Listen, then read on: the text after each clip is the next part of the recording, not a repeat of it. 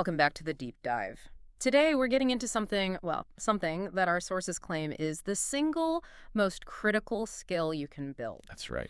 We're talking about the one thing that stands between you and, the life you really want. It's Yeah. not luck. It's not talent. It's discipline.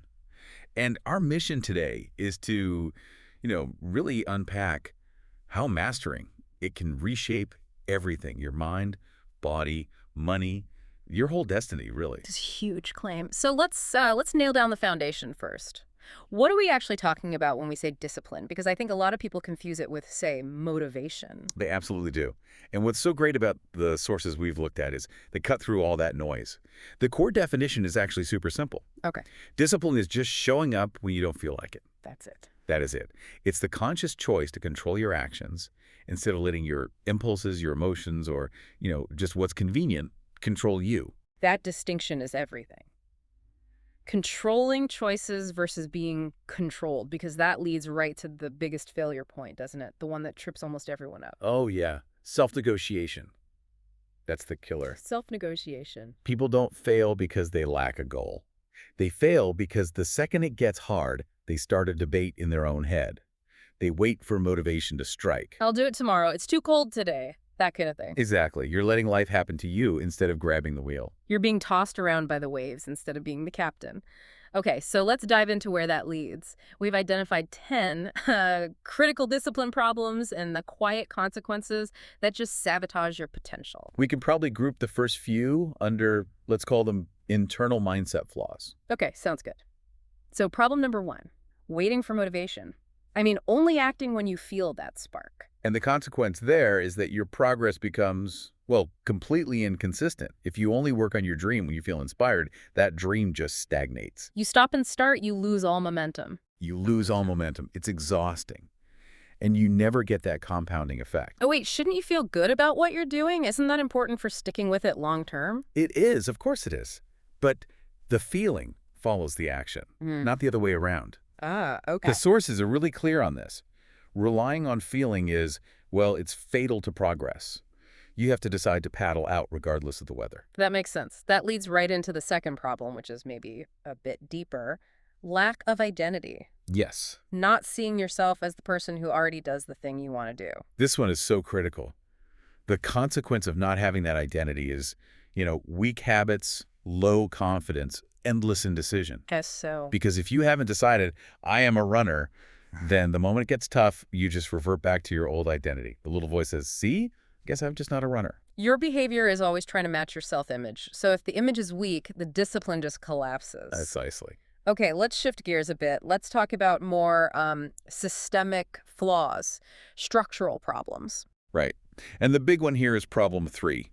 No structure, no routines, no schedules, no non-negotiable systems in your day. And the result of that is just chaos, right? I know people who waste the first hour of every day just staring at a to-do list, totally paralyzed. That's it, exactly. When you have to make 20 new decisions every morning, what to eat, when to work out, what to work on first, your mental energy is just gone. Decision fatigue. It's a real thing. Yeah. And you waste entire days. Discipline thrives on systems because it hates making new choices every 5 minutes. And that pairs really well with problem 7, which is no accountability. Hmm. No one is checking in on you. If you're only accountable to yourself, you drift. It's just human nature. If only you skipped the workout, the cost feels really low. But if you have to tell your gym buddy you bailed. Then the cost is higher. Accountability externalizes the consequence, and that gives you momentum. Okay, let's talk about the time trap. Problem 6, impatience. That need for overnight results. Oh, this one is devastating today. With instant gratification everywhere, it just leads to frustration, and then you quit. And you think you failed. Right. You create this illusion of failure. You didn't fail because the plan was bad. You failed because you gave up right before the good stuff started to happen. It's like planting a seed and then digging it up 2 days later to see why it isn't a tree yet. There's the perfect analogy. You have to respect the process.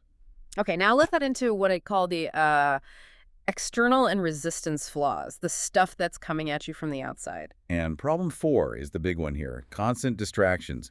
Your phone, social media, apps, just the easy comfort zones. I think we're all guilty of this. You finish a task and your hand just instinctively reaches for the phone. And the consequence is cumulative.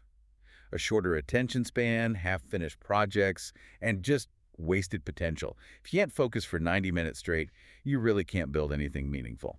And that lack of focus can push you right into problem 5, which is emotional decision making. Letting your feelings run the show. Yeah, you feel bored or scared or tired, and you just stop. And you stop right when it gets tough. That feeling of boredom when you're studying, that was a signal that growth was about to happen. But you negotiated your way out of it because the feeling was uncomfortable. And then there's the quiet killer, problem 8, protecting bad habits. This is a subtle one. It is. It's refusing to let go of those little comforts because they feel like a reward. And those small indulgences, they compound. An extra hour of Netflix, that expensive coffee you don't need, they seem harmless. But they're not. They're not. They compound into a life of mediocrity. You are what you tolerate. And protecting bad habits is just tolerating low standards. Problem 9 gets to the engine of this whole thing, lack of purpose. A weak or just an undefined why. Discipline without purpose is just wasted energy. It's like a powerful engine with no steering wheel. If you don't know why you're fighting, you will absolutely fold when real resistance hits. You need a real reason to show up. An unshakable one. And finally, the biggest threat to growth, problem 10, fear of discomfort. Just avoiding anything hard. Hard work, tough conversations, physical challenges. If you always take the easy path. Growth stops. It's that simple. Discomfort is the price you pay for getting better. If you avoid it, you stay small while the world passes you by. Okay, so we've laid out a pretty clear, if maybe a little bleak, picture of how discipline just falls apart. So how do we fix it? How do we build that muscle? Now we get to the good part. Yeah. The solutions. And what you'll see is they often directly mirror the problems. We've got 11 fixes that can change everything. All right, let's start with solution 1. It's the direct counter to waiting for motivation. It is. It's simply take action, regardless of feeling. So just do it. Basically, yeah. The key idea here is that momentum builds consistency. You are not a victim of your mood.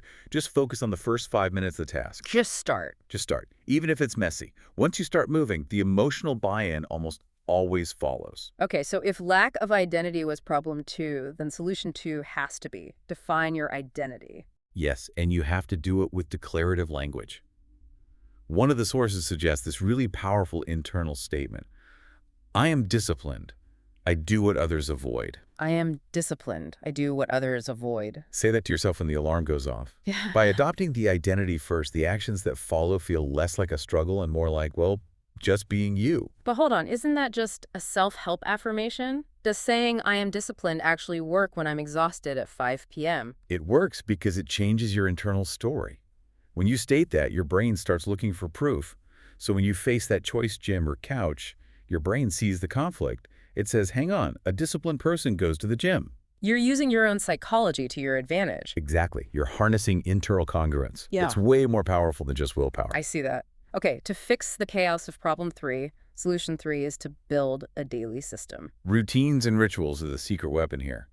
They eliminate decisions. If you have a set morning system, wake up, meditate, drink water, start work, you don't burn energy choosing. You just execute. And that saves your willpower for the truly hard stuff later on. That's the whole game. Now, solutions 4 and 8 work together. Solution 4 is remove distractions ruthlessly. This is about managing your environment. Put your phone in another room, turn off notifications, get the junk food out of the house, and then solution 8 is to kill bad habits at the source. So it's not about willpower, it's about architecture. Precisely.